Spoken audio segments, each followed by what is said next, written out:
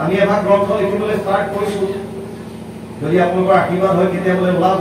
নাম ঘোষাত গীতাৰ প্ৰভাৱ কেনেকুৱা প্ৰভাৱ পৰিছে গীতাৰ তেতিয়া কি গীতাৰ কথাখিনি মহাপুৰুষ মাধৱদেৱে গীতা নপঢ়াকে লিখিলে নেকি মাধৱ বুলন্দ ধনঞ্জয় মহা দুৰাচাৰ আতিশয় আন দেৱ তেজী মুখেকে মাত্ৰ ভজয় তাহাকে পৰম সাধু বুলি মানিবা মনত সৰ্বক্ষণে যিহেতু সৌম্যকে কৰিলে মুখাস্ত্ৰ অপিচ্ছেদ সুদুৰাচাৰ ভজন্তে বা অনন্যবাদ সাধুৰ এই বছৰ মন্তব্য সৰ্বক ব্যৱস্থিত ঈশ্বৰ নৱম অধ্যায় 30 নম্বৰ শ্লোক এইটো শ্লোকৰ অনুবাদ কৰিছে বিভিন্ন শ্লোক আনিছে আৰু আনিছে বহুত আছে নৱম অধ্যায়ৰ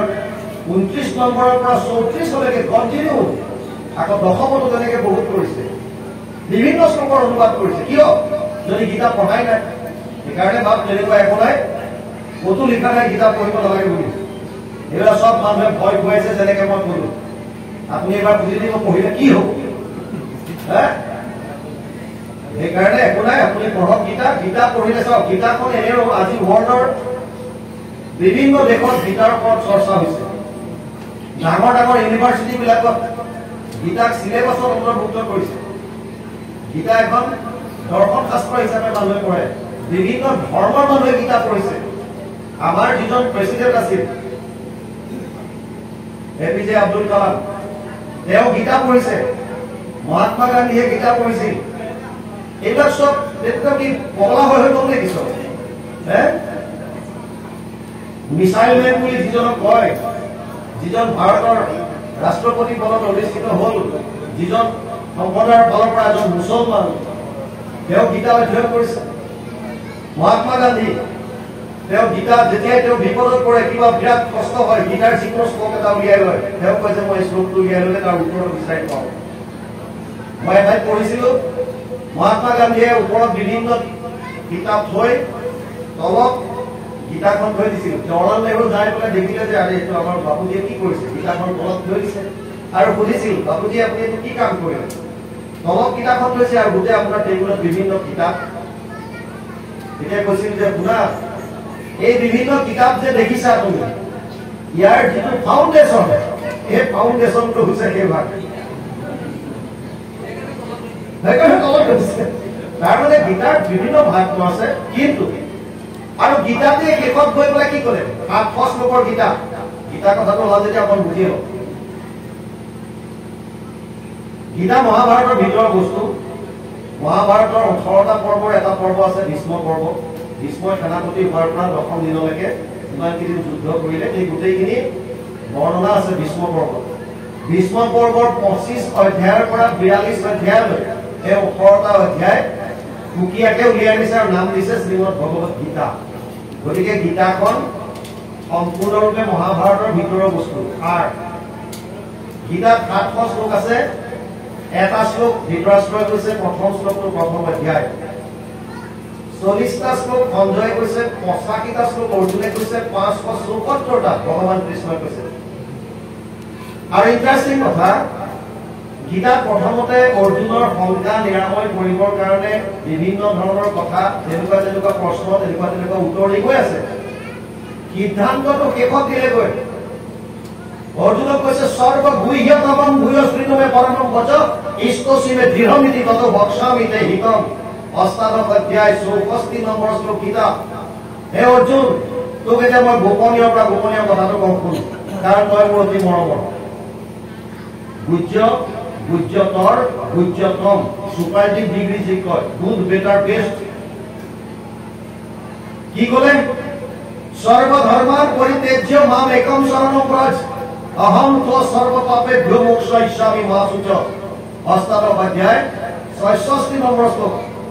সৰ্বধৰ্ম এৰি এক শৰণ সাক্ষাৎ দৃঢ় বিশ্বাসে সতি লৈ আমাক নকৰিবা ভয় হেৰা কৰো অংগীকাৰ সমস্ত পাপত মই কৰিম নিষ্ঠাৰ গুৰুজনে য'ৰ পৰা এক শৰণ আনিছে যিখনৰ পৰা গুৰুজনে এক শৰণ আনিলে আপুনি সেইখন গ্ৰন্থ পঢ়িব নালাগে বুলি ক'ব পঢ়ক এটা কথা আপুনি মানি ল'ব লাগিব ভক্তি যুগৰ কাৰণে মূল যদি কিবা গ্ৰন্থ আছে তেতিয়াহ'লে পাহৰিব কিয় কাৰণ ইয়াত কাহিনী দিছে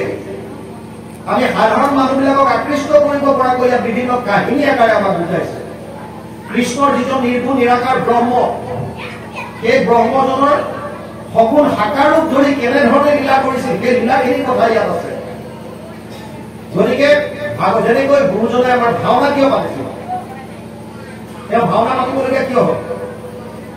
এই ভাগৱতৰ কাহিনীবিলাক তেওঁ ভাওনাকাৰে দেখুৱাবলগীয়া কিয় হৈছে কাৰণ যিখিনি আমাৰ দৰে অজ্ঞ আমি অধ্যয়নশীল নহয় আমি অধ্যয়ন কুশল নহয় আমি শাস্ত্ৰ পঢ়ি পেলাই অৰ্থটো প্ৰপাৰলি নাজানো তেতিয়া আমাক কৈছে তোমালোকক জাষ্ট আমি এক্টিং কৰি অভিনয়ৰ মাজেদি দেখুৱাই দিওঁ যে কৃষ্ণ কেনেকুৱা কৃষ্ণই কেনেকে দৈত্যসকলক বধ কৰিছে কৃষ্ণই কেনেকে ভক্তৰ পক্ষ লয় কেনেকে দানৱ অভ্যাস কৰে এইবিলাক মানুহক আকৃষ্ট কৰিবলৈ তেওঁ দেখাইছে তেনেকৈ ভাগৱতখন হৈছে কাহিনী বেছ ইয়াত মানুহখিনিক কাহিনী আকাৰে আকৃষ্ট কৰি তেওঁলোকক কৃষ্ণৰ লীলাসমূহ শুনাইছে আৰু গীতাখন হৈছে দৰ্শন শাস্ত্ৰ তাত তত্ত্ব আছে যেনেকে ঘোষাখন সেইকাৰণে বহুতে ক'ব বিচাৰে যে কীৰ্তন যদি শৰণৰ বস্তু হয় ইনিচিয়েল যদি কীৰ্তনখনৰ প্ৰয়োজন হয় তেতিয়া ভজনৰ বস্তু হৈছে ঘোষা কাৰণ ঘোষাত গুৰুজনে আদেশ দিছে যে তুমি ঘোষাখন এনেকৈ কৰা যাতে বগৰীটোৰ দৰে হয় ওপৰটো লিখা ভিতৰত গুটিটোৰ দৰে যাতে কঠিন হয় টান হয় আৰু সেইকাৰণে ঘোষাৰ দৰে সেইকাৰণে গীতা শাস্ত্ৰ ভাৱজনা এনেকুৱা ক'তো নাই আপুনি গীতা কৰিব কিন্তু বুজিলে তেতিয়া কথাখিনি বুজিয়ে লওক যিখন শ্ৰীকৃষ্ণ গীতা আমি পঢ়ি আহিছো সেইখন গীতা ভাৱানুবাদ হলে যিজনৰ যেনেকুৱা ভাৱ তাৰ প্ৰভাৱ পৰে বুজি পালে ধৰি লওক মই প্ৰায়ে কওঁ যদি কৃষ্ণৰ চৰিত্ৰ লিখিবলৈ যদি দুৰ্যোধনক দিওঁ কৃষ্ণৰ চৰিত্ৰ লিখিবলৈ যদি কংসক দিওঁ কৃষ্ণৰ চৰিত্ৰ লিখিবলৈ যদি জৰাসন্ধক দিওঁ তেতিয়াহ'লে তেওঁলোকে কৃষ্ণৰ চৰিত্ৰটো বেলেগকে লিখিব ঘটনা সেয়া লিখিব কিন্তু বেলেগ ধৰণে লিখিব গালীয় দমনটো লিখিবই লাগিব কাৰণ কৃষ্ণই গালীয় দমন কৰিছে তেওঁলোকে কয় এইবিলাক চব মিছা এনে গৈছিলে তাৰ পাৰত গৈ পেলাই কিবা এটা হ'ল কৰবাৰ সাপ এটা লাগি তাকে অকণমান দাবী ধমকি দি খেলালে সেইটোকে গোপৰবিলাকে বঢ়াই চঢ়াই পেলাই একেবাৰে অমুক কৰিছে বুজি পালে কৰবাত অকণমান গেলি পচি থকা পাহাৰৰ টুকুৰা এটা আছিল সেইটোকে উঠাই দিলে সেইটোকে একে গোবৰ্ধন ধাৰণ কৰা বুলি কৈ দিলে কিন্তু ক'ব লাগিব তুমি গোবৰ্ধন ধৰা কাৰণ এইটো সত্য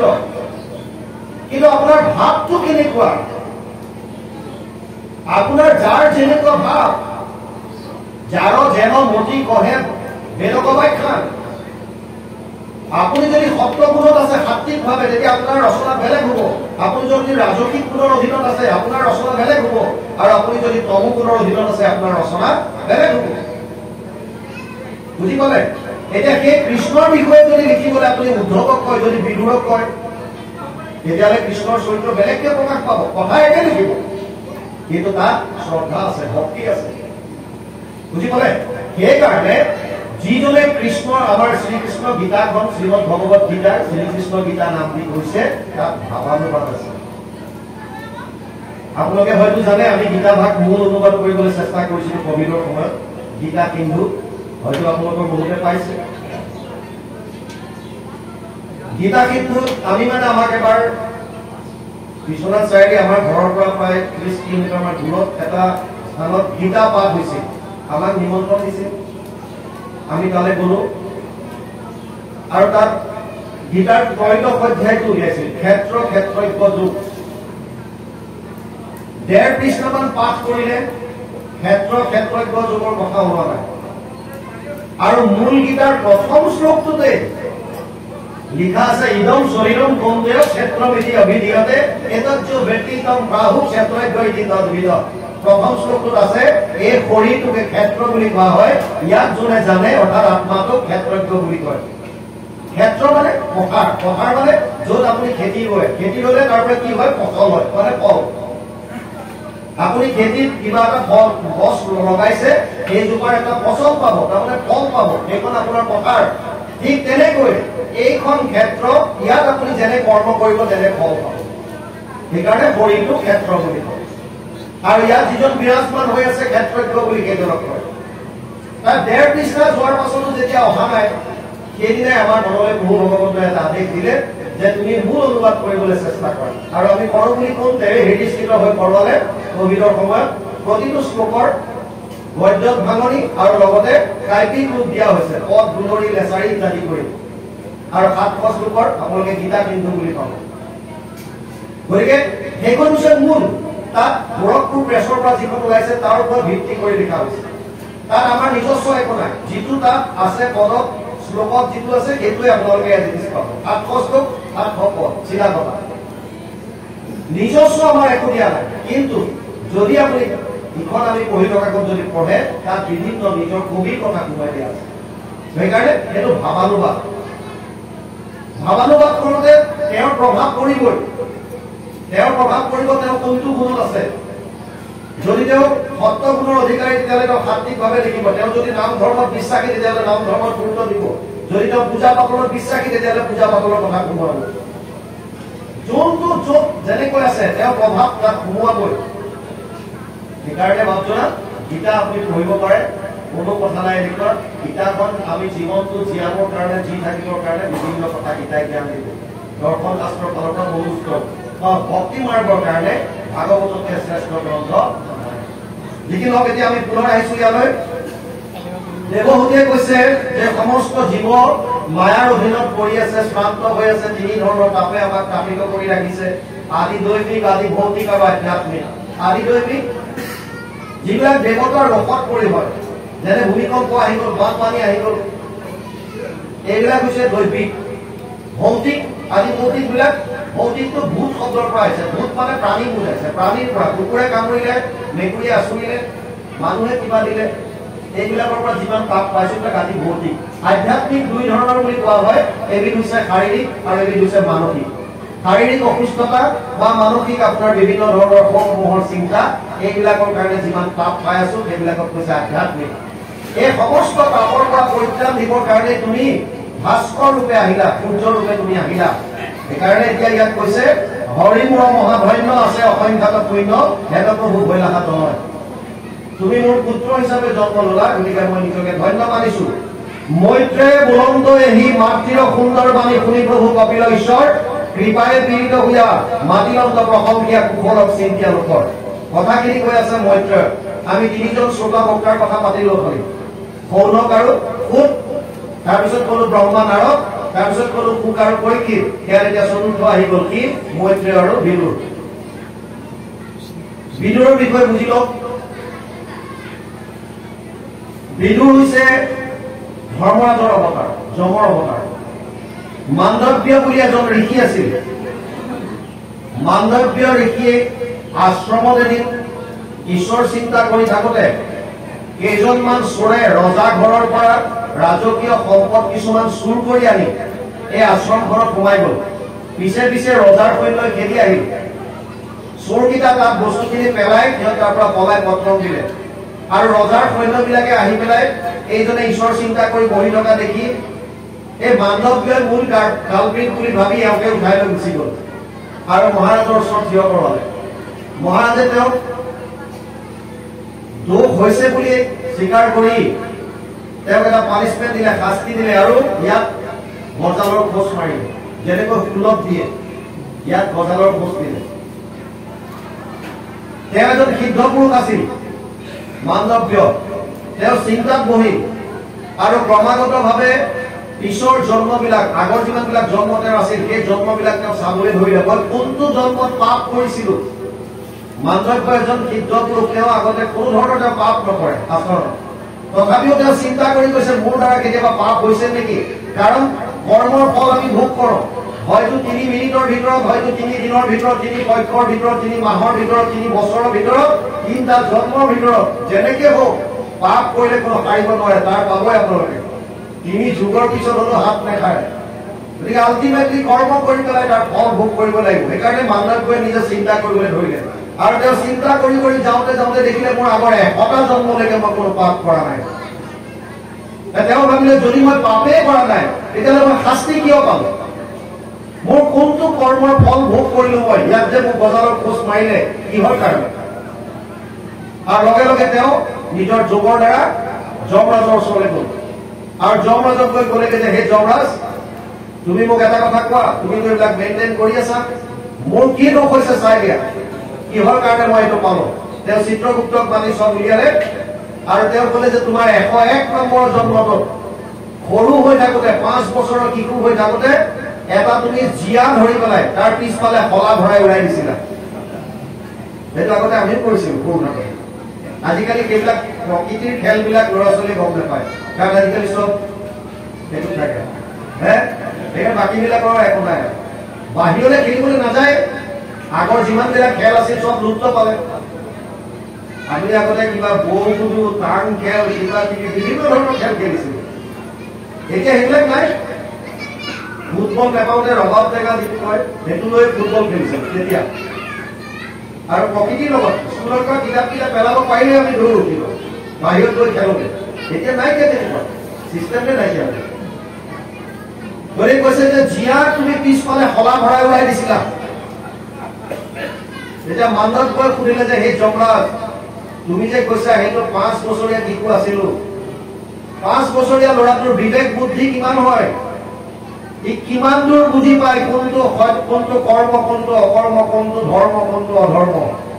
কিমান বুজিব পাৰে সি। যমৰাজ নিৰ্মাত বোলে এবাৰ কাম কৰা, এতিয়া তুমি নিজে মানুহ হৈ যোৱা, মই তোমাক সাপ দিলো, তুমি মনুষ্য শৰীৰ ধাৰণ কৰা আৰু নিজে মানুহ হৈ পেলাই অনুভৱ কৰাকে কথাখিনি সাপ দিলে। লগে লগে সেইজনেই যমৰাজ আহি ব্যাসৰ ঔৰসত এগৰাকী দাসীৰ গৰ্ভত ধৃতৰাষ্ট্ৰৰ ভায়েক হিচাপে জন্ম লৈছিল বিদুৰ। এই বিদুৰে বৈকুণ্ঠ পুৰাণৰ প্ৰাক মুহূৰ্তত উদ্ধৱ আৰু মৈত্ৰক প্ৰভু ভগৱন্তৰ ভাগৱত ধৰ্মৰ বিষয়ে কৈছিল আৰু এটা স্বীকাৰ কৰিছিল। সেই উদ্ধৱ, মই এই সময়ত মোৰ বিদুৰ পুৰাত দেখা নাপাম।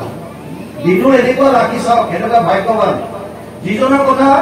বৈকুণ্ঠ পুৰাণৰ প্ৰাক মুহূৰ্তত ভগৱান কৃষ্ণই স্মৰণ কৰিছে, ভগৱানে ভক্তৰ কথা স্মৰণ কৰিছে। এই সময়ত মোৰ ভক্তজনক দেখা নাপালো।